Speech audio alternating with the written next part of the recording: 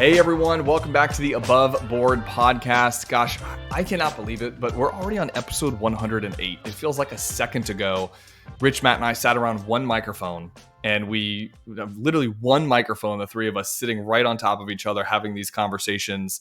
And, fast forward over 100 episodes later, we're in season 4, and we just love delivering these conversations to our podcast followers and our Canter Path community. It's a lot of fun to talk about not just finance topics, but personal development, business ownership, or just life stuff. I mean, if you've been a subscriber to our show for a long time, you've probably sensed an array of topics that we have on the show. And despite all that, despite the fact that we could talk about literally anything on the show, I'm sitting here last Friday and I'm like, hey, I'm out of ideas. I'm fresh out of ideas. I'm recording this podcast solo. Matt was on with me last week. We talked about busyness during tax season. So he's going to be coming back soon. Rich has been traveling and very busy. And so I'm recording this one solo. And I talked to Raina Fitzgerald on our team. And I said, Raina, I need some ideas. I think I'm fresh out of ideas. And she said, well, mental spring cleaning. That's something that people need to be hearing about and talking about. We're all doing spring cleaning right now. Springtime always kind of feels like this refresh, renewed sense of opportunity and sense of self, kind of like January 1st, like New Year's resolution time feels like a great time to start talking about new goals for ourselves. But spring cleaning is a really important opportunity too. And we don't want to let that slide. So we're going to talk about 4 things today as it relates to spring cleaning. The first one is literally decluttering your physical space. So this actually does tie in very well to spring cleaning because it's a little bit of mental. It's part of the mental spring cleaning we're going to be talking about today, but there's some physical spring cleaning here too. But I find that decluttering your environment can really be useful to sort of lifting this feeling of pressure or stress or overwhelm that you have. Like for me, for example, when I walk into my office and my office is like scattered with papers and there's stacks of stuff on the floor and there's mail that I need to go through and my checklist feels abundant, that just it starts my day off feeling very stressed out. Like I can't even focus. I'm almost like ADHD in that way where I don't even know what to tackle first. And so decluttering, maybe just starting small. This doesn't need to be like decluttering your entire house. But I will say this happens to us in our household too. And I don't know about you, the listener on this one, but you have family coming over, you got friends coming over, and you just clean the house. And what you end up doing is you don't like really clean the house. You you straighten up what everyone else sees. But then your closets are shoved full of stuff. Your drawers, everyone has a junk drawer in their house. I think at least we do. Your drawers are filled with stuff. There's stuff pouring out everywhere. And mental health is a little bit like that too. Like what we present to the outward exterior world is this more polished version of ourselves. And then internally, we're just shoving all this stuff in our brains that no one sees. And so I think the physical cleaning of things is really helpful, but let's start small. So within this first checklist, let's start small. For me, it's my office desk. Matt, props to you, buddy. But a joke that he always says is, because his desk is usually pretty messy sometimes too, is office disorganization is a sign of genius, which it probably is. But let's let go of that a little bit. Let's clear our desk, start small, just do something that makes you feel like it's almost like that, the atomic habits, like James Clear talks about, like stacking these small wins. That can feel like a really small win for you. So start small, maybe let go of the unused things. Something that we do in our house with our closets specifically is everything that's hanging in our closet, we turn the hangers the opposite direction. And for the next 90 days, when we take something off the hanger and we wear it, when we put it back on, we revert it back to its original position so that after 90 days, you could see the clothes that you have that you continually wear and the things that you don't wear that you could probably consider donating. So for me, I have got this I have all these like button down dress shirts because in my profession, you need to dress nice and wear those things. And I find that I wear like the same 4 or 5 every time. So it's a really good practice for a lot of folks, not just me, but I'm probably saying this out loud for myself to hear it. And then how about the 1 in, 1 out rule? So this is something that, when you bring a new item into your home, you try to remove that old item, or donate it, and you're just preventing the buildup of clutter over time. And it forces you to be a little more mindful of what you're bringing into your space if you have to let go of something else. We're deploying this with our children right now. So our kids are 4 and 7. We're on the heels of Christmas. A few months ago was Christmas, the holiday times. We had birthdays, and helping them and kind of coaching them on, hey, yeah, like we're excited for you to have new toys that are coming to the house, but we can't have just a playroom just full of stuff. No one's ever going to play in it because you can't even walk in it if there's that much, so many toys. So working with them on the one in, one out rule has been really cool. And it's kind of fun doing this with kids and seeing them kind of learn this stuff too. So again, first one was decluttering your physical space. Next one is actually decluttering your mental space. So, and what I mean by that is limiting exposure to negative media, like being mindful of the media that you're consuming, particularly maybe the news or social content. I think constant exposure to negative stuff or de-stressing content is going to just contribute to these feelings of anxiousness and feeling out of control of your environment, or maybe even overwhelmed.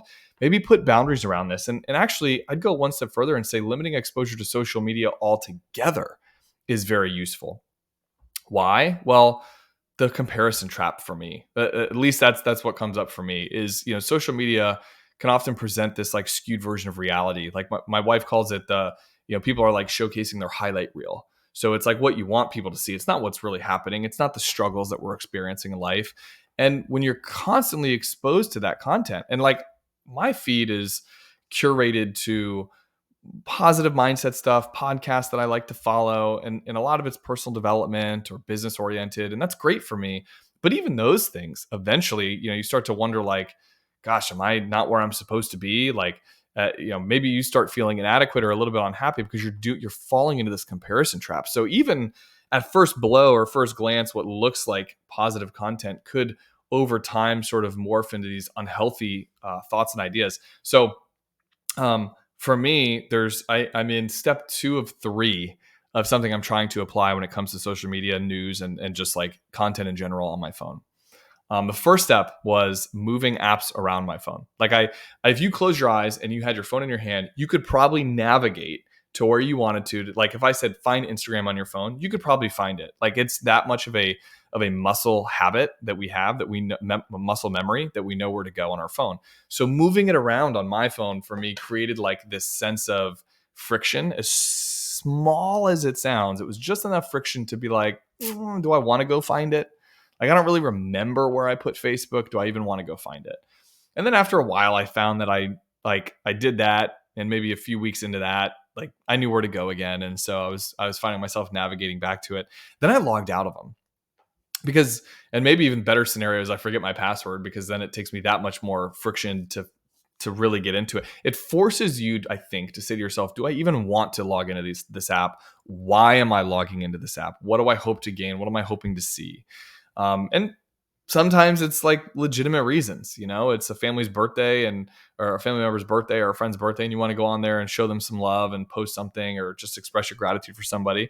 But other times it's maybe doom scrolling, or it's just like that mindless, aimless scrolling that we do for distraction. So it forces you to think about it. Step 3, which I have not done yet, in full candor, but I'm interested in doing it if step 2 is not working for me, is actually physically deleting the app. Like the friction of having to go back to the app store and then re-download it. So I think moving it around on your phone is a good idea. Maybe logging out of the apps and then deleting them. So that was the second. So the first one was declutter your physical space. The second one was declutter your mental space, or like just limiting exposure to negative media.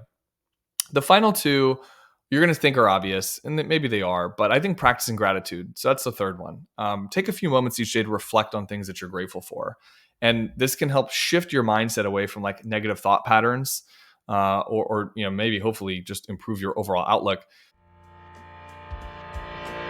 Hey there, you're awesome for tuning into the show.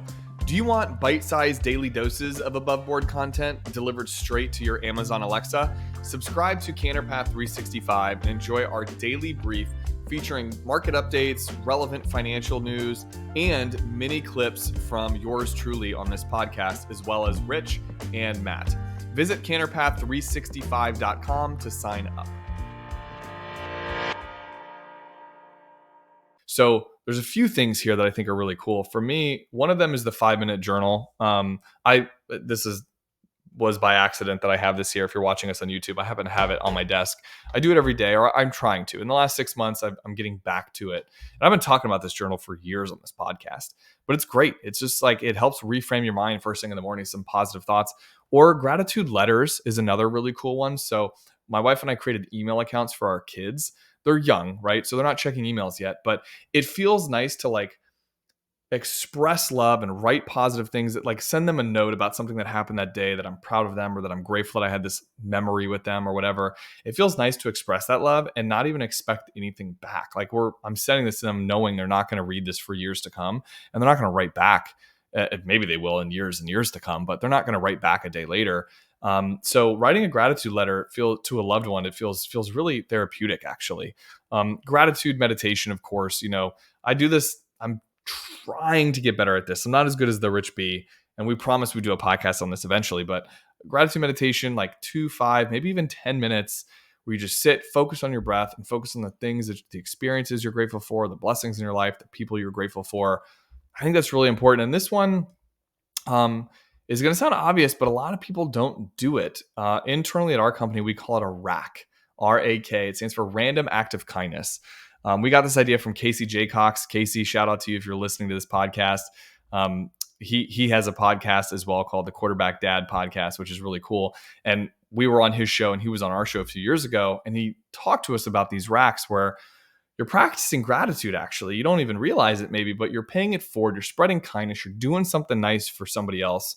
And it could be monetarily giving them a gift, but it could also be complimenting a stranger. It could be holding a door. It could be volunteering your time. It doesn't have to be monetary based, but these acts of kindness not only benefit somebody else, but it cultivates a sense of fulfillment within yourself. It is so critical that we do this on it. We actually monitor how many random acts of kindness we do as a team for our Candor Path community, because we want to spread cheer and we want to spread good things and pay it forward to people. It's that important.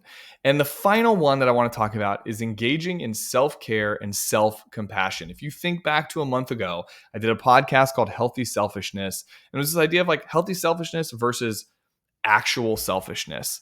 And there's a big difference. Healthy selfishness is setting some boundaries for yourself, creating a scenario where it's not about like actually being selfish. It's about like auditing where you're at in life and making sure that you're doing things that make you happy, so that you can then show up for other people in your life the way that you want to. You can put your best foot forward. That's a big difference between that and then actual selfishness.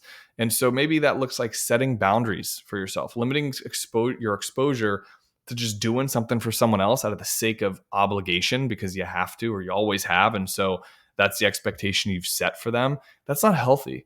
I'm actually reading a book called Boundaries. My wife and I are reading this book called Boundaries right now. And, maybe we'll, I'll bring her on the podcast and we'll talk about this when we're finished reading it. But it's a really cool concept. So I'm not prepared to talk about it yet, but I'm recognizing just how important in life it is to set boundaries.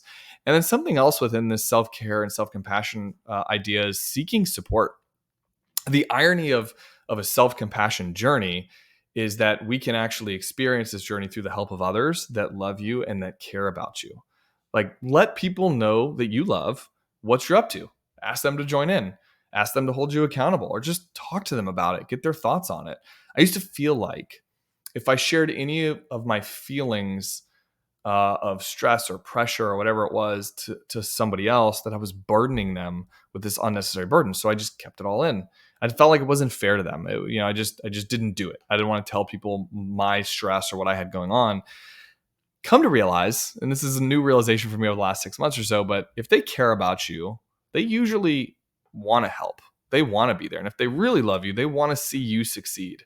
And they like being a part of that journey. And so let those people in. I can't think of another way to succeed than being able to embrace self-love and to be able to bring the people in your ecosystem and your circle that care about you, bring them in on this journey with you. So, and maybe, I don't know, maybe today it starts with this podcast. I don't know. Reflect on what you're going to be doing for your mental spring cleaning, and let us know what those ideas are for you. If you follow us on YouTube, for example, you can share, you can actually go into the comments section. You can share maybe some of your ideas on how you're deploying this to help refresh your mind and declutter your mind. So again, as a quick recap, declutter your physical space, declutter your social media on your phone, practice gratitude, and engage in self-care and self-compassion. Those are going to be your 4. Shout out to Raina Fitzgerald once again for this awesome idea. to talk about on our podcast around mental spring cleaning. And be sure to stick with me in the coming weeks where we're going to be talking on another podcast about financial spring cleaning ideas. So next month, actually, if you don't know this, the month of April is Financial Literacy Month. And I can't think of a better way to start the month of April than to begin discussing with you financial spring cleaning hacks and tips and tricks and ideas that you could be applying. So it'll be a good 1-2 punch from this episode to the next one. So thanks as always for hanging out with us on the Above Board podcast. Again, I said this at the beginning and I mean this, we love doing these episodes. So we very much appreciate our audience of listeners that you guys really make the podcast possible because you give us the momentum and the excitement to want to keep doing this. So thank you. We'll see you everybody next week. Take care. Have a good one. Bye.